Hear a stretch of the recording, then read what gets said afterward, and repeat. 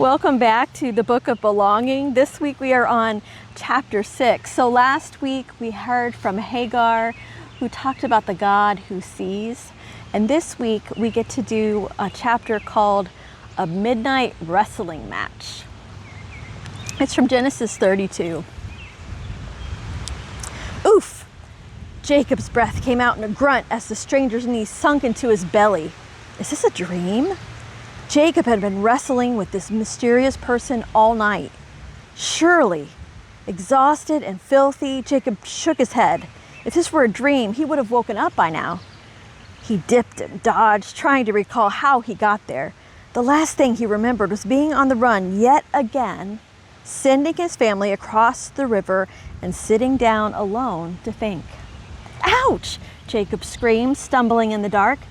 The stranger had touched his hip and sent a zap of pain all the way to his foot. Who is this wild person? What kind of man can zap someone like that? Jacob wondered. And then it occurred to him. Maybe this is more than a man. Maybe this is more than a man. Suddenly, instead of fighting to get away, Jacob found himself fighting to hold on. Could this be God?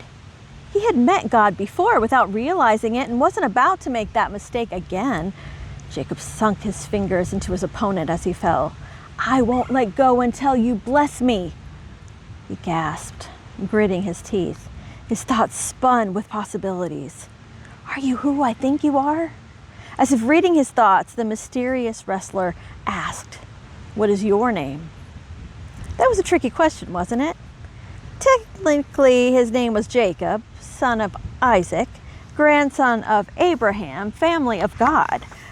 But his problems had started when he was pretending to be someone else. Disguised as his brother, he had lied to his father, stealing from them both. Impatient and insecure, Jacob had always grasped for good gifts, but it hadn't made him feel happy or safe. He was always running, always restless, striving and struggling, desperate to belong.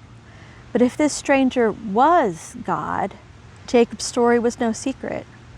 So Jacob told the truth for the first time in a long time. My name is Jacob. Very good, God laughed, because of course the mysterious wrestler was God. And here's your blessing. From now on, your name is Israel. It means to wrestle. You and your children and your children's children will go by this name. I'm inviting you to a wrestling match. Hold on to me. I'll squirm, you'll swerve. We will be close and then far away. At times it will be fun and our joy will spill right over. At times it will hurt, but you'll get stronger and smarter because I won't let you go. I'll always be right here. Get mad, get sad, get tired. I'm not scared of your feelings. I love to wrestle and I'll keep chasing you. You don't need to cheat your way into love and you don't need to run scared. Just hold on to me. And what is your name?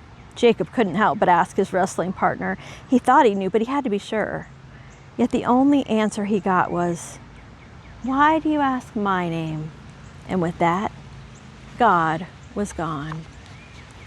As the sun rose over the land, melting like butter across the sand, Jacob found himself alone again. He sat by the stream, staring at his rippling reflection. Hello, Israel. He had begged for a blessing, a true name, a place to belong. And God, was it God? It must have been God, had invited him to take his restless, striving ways and spend a lifetime wrestling together. Just hold on to me. He considered the brother he had tricked, the father he had lied to, and the people he had used and escaped. He decided to make things right, to wrestle for goodness instead of running away. Standing to leave, Jacob, now called Israel, stumbled. Ow! His hip screamed with pain, shooting all the way to his foot. Yet he smiled as he limped along, carrying the story of his new name with every step. Now there's a mindful moment that happens at the end of this chapter. These mindful moments give us an extra reason just to think a little bit. Jacob's limp told the story of his life-changing encounter with God. How do you think he felt sharing the story with others? Everybody's different, and every body tells a story. Your body has stories, and so do the bodies of people around you. Stories about scars on knees, stories about tubes in tummies, stories about freckles on noses, and stories about devices in ears, stories about hair that is long and hair that is gone. Sharing our stories is part of the way we wrestle with God. So let's practice. Starting at the tippy top of your head, let your focus travel down your wonderful body, telling stories along the way.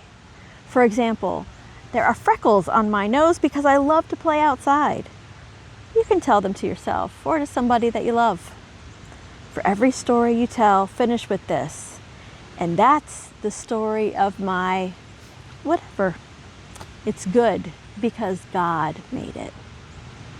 Take the time for your own mindful moment. That's it. See you next week.